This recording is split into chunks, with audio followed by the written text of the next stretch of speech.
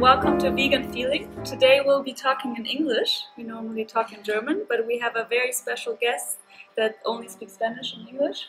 I mean, we are here in Ecuador, so most people don't speak German. And yeah, I would like to introduce you Kitzia. We're very fond of her work here as an organic landscaper, a gardener.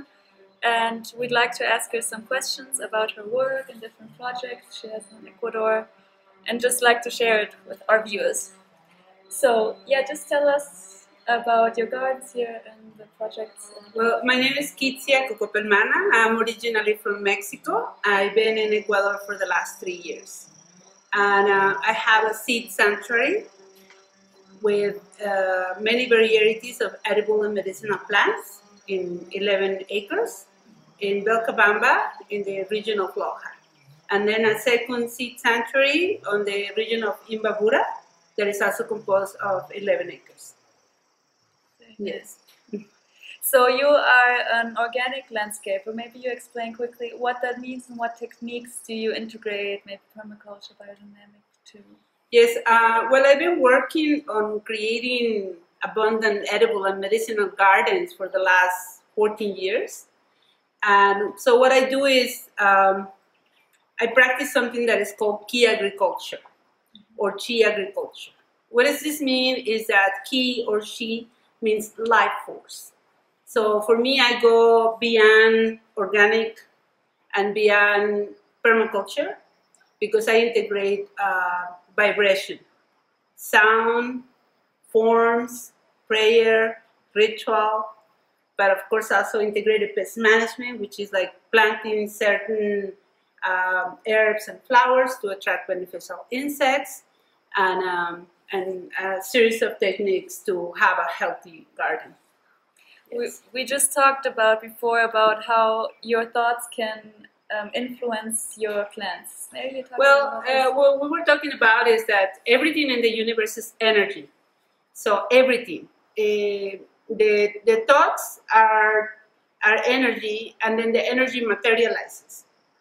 And so that makes the table, that makes everything that is around us, the situations, the experiences, and the material forms. So for me, like working with the garden or for the garden or making a garden, it means also integrating your consciousness into it. We had talked about the situation of the chemical farming, the organic farming. And so there's a very big difference, because if you just go to a place and put a weed killer, an herbicide, you put whatever formula you don't even know what it has on your backpack and just like kill everything to then plant certain seeds, usually monoculture. Then you have to put a lot of fertilizer, chemical, that you don't know what it is either. It's a concentrate.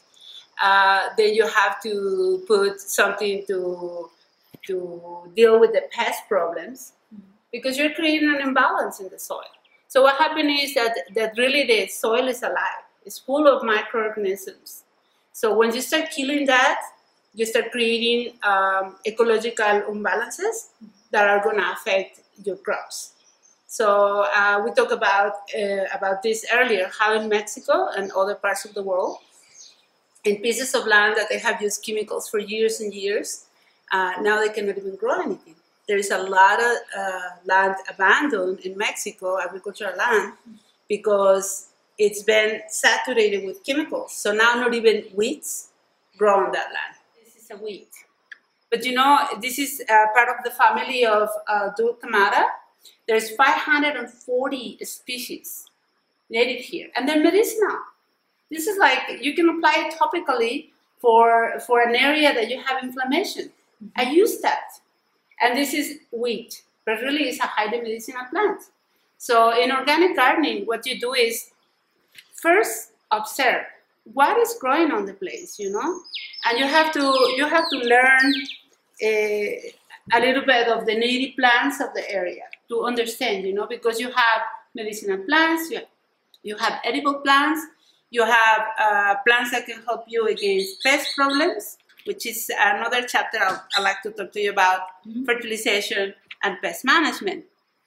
But in this case, I want to say just that when you do organic, and especially on the system that I work with, key agriculture, you first observe what is growing there, and then from there you can, first of all, learn.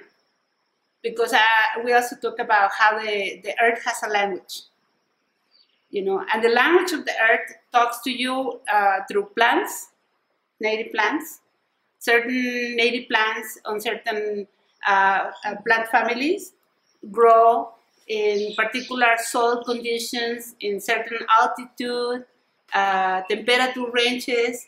So the land is going to speak to you. Like if you go to a place and you see a lot of ferns, right? And the ferns normally like acid soil. And they go in a pretty big range of temperatures and altitude. But usually they like a certain level of moist. So then you understand that what your land is telling you is that if you're going to plant vegetables, you're going to need to add quite a bit of organic compost, but that you have enough moist to grow a lot of different things. So it's learning the language of the earth. Just like, you know, I speak Spanish, you speak German, we both learn English so we can communicate. So in order to communicate with the earth, we have to learn her language. And her language is through plants and also through energy. Yes. And how do we learn? Through observing and observing and studying. There is a great variety of ways to access information, whether it's the media or the books, the videos, but also yes, through observation. Yeah, through observation.